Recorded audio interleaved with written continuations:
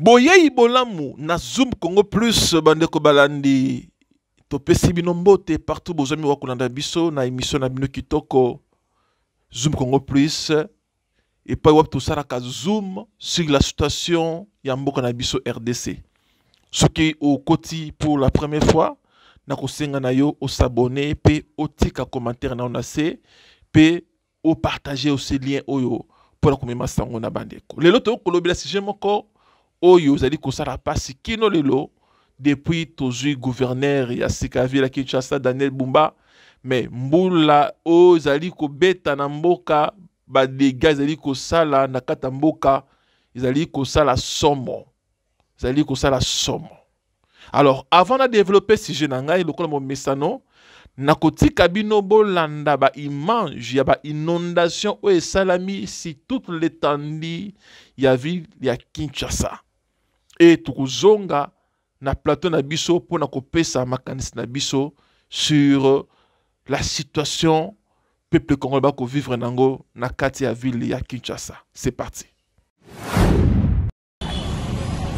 Ezali na babalabala mingi na komi ya Gombe bebi makasi surtout na ndenge bambula ezali konoka mikolo yo mituka ekomi na kokoso mpona koleka malamu ndakisa babala kasa ekobanda na avenue Kabambari kino na commerce na komi ya Gombe nzela mobimba etoi na mabulu oyo ebandi kopekisa mituka koleka pe kosala bambouteillage na ba aire de pointe kotika wana kaka na komi ya Gombe balabala syndicat se ndenge moko kobeba nango mwa ya koloba ezali te na centre ville ya Kinshasa babalabala ekomi lokola na carrière mabulu bisika nyonso tokomi na balabala basoko ma mingi ezala mituka bato ya makolo ezali kosenga ba calcul pona koleka kobeba ya banzela oyo ezwi tango molai moto ya kokipe yango azali te population incapable ya komona lolenge babalabala na bango ebebi boye loyembo se moko mbula matari azali wapi kino tango nini bakozwa solution ya baveni oyo ya koyeba ezali te soki banzela ezali malamu kita ekolo pe etombamaka na centre ville ya Kinshasa kino sikoyo problème ezali nanu makasi bon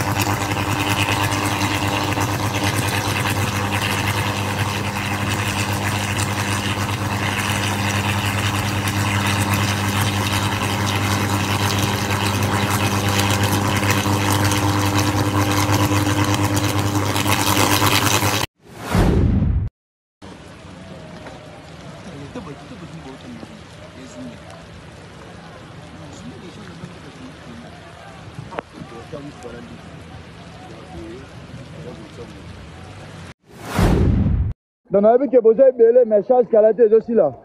Ah, qui ça, ça Bomoni kuna mutu ke dindi. Bomona kuna nyoso. Ba mitu ka nyoso dindi kuna. Kujelango dindi. Donc bomona. Na vu que bama belé. Belinga mugula jatelemi. Donc na sali makasi. Na ngamu ya palais du peuple. Président Zawa bien donc palais du peuple. Bon moi là. Bon moi là, il palais du peuple. Oh, pendant pas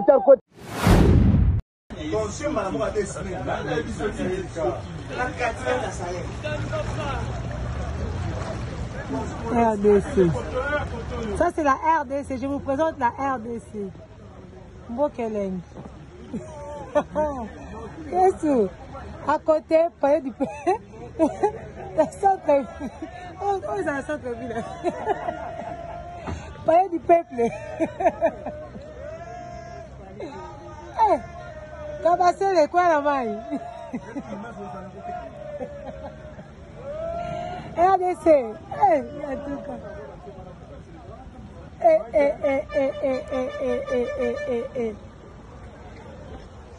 Ça, c'est la RDC, le République démocratique du Congo.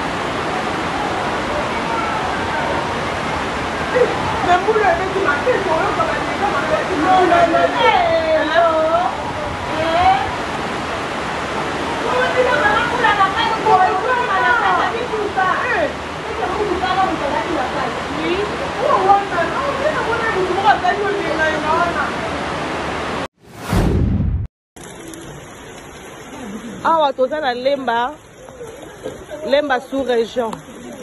Plus précisément la concession Fikoko, juste en face à hôtel Béatitude, awa la Lemba sous-région.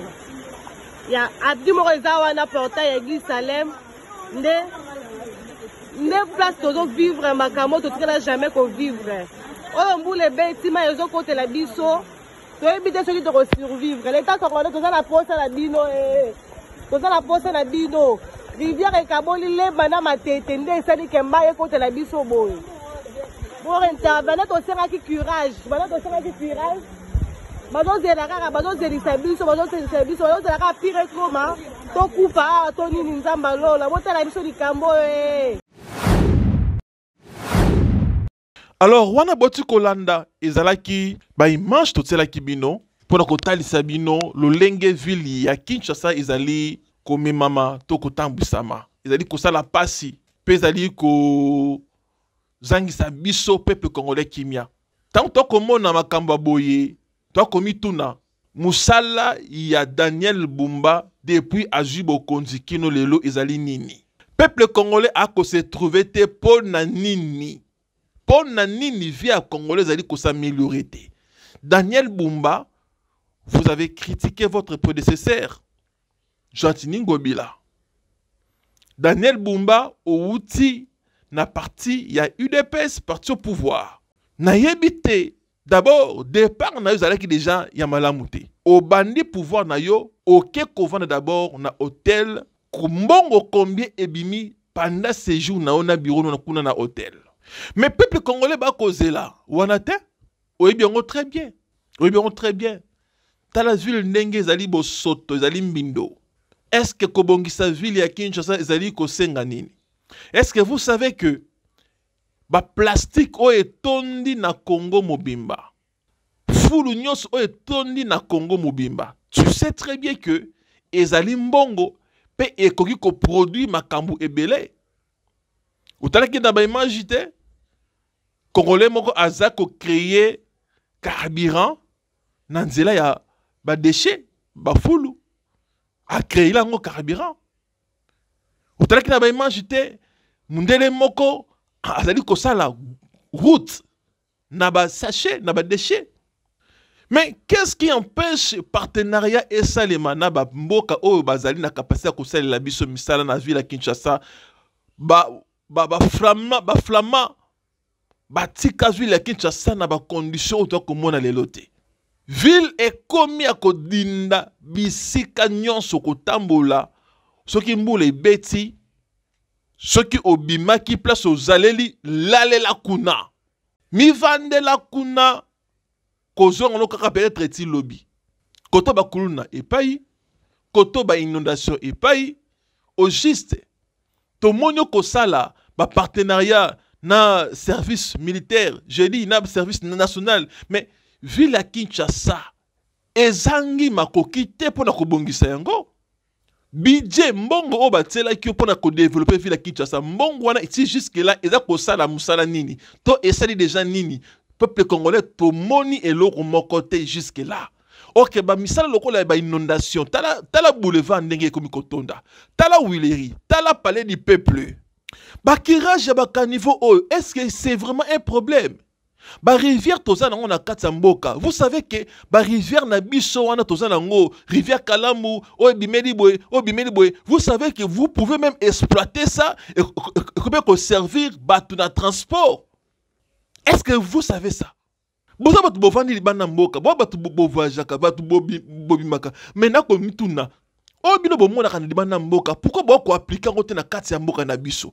Koloka ngwandeni kisango oyo bino bozwaka pour ko yina peuple congolais kisi loya nini pesi bino boyina peuple congolais mais kisi kaka moko oyo mindele bazana yango kasi bako tonga bamboka na bango mais pourquoi na biso na Congo biso kaka biso ba congolais toi comme na biso qu'est-ce qui ne va pas na mito ba congolais bope ko sala eloko moko te mais ceux qui okoki makambu te démissionner tika ebonga na bato oyo bazana na makoki ya komema changement na ville ya Kinshasa.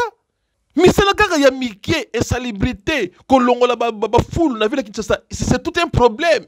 Pour ko assainir ville ya Kinshasa, c'est tout un problème.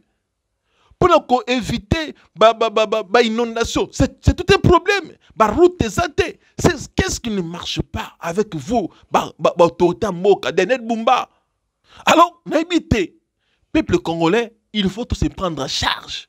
Batabo, il faut qu'il y ait un sitting na hôtel de ville, qu'on tambola, qu'on circule. Parce que non, comment on beba au même moment? Maintenant, la minope na souka. Deuxième mandat, il na 3 ans. Qu'est-ce que vous avez fait pour nous, le peuple congolais? Tout le bate.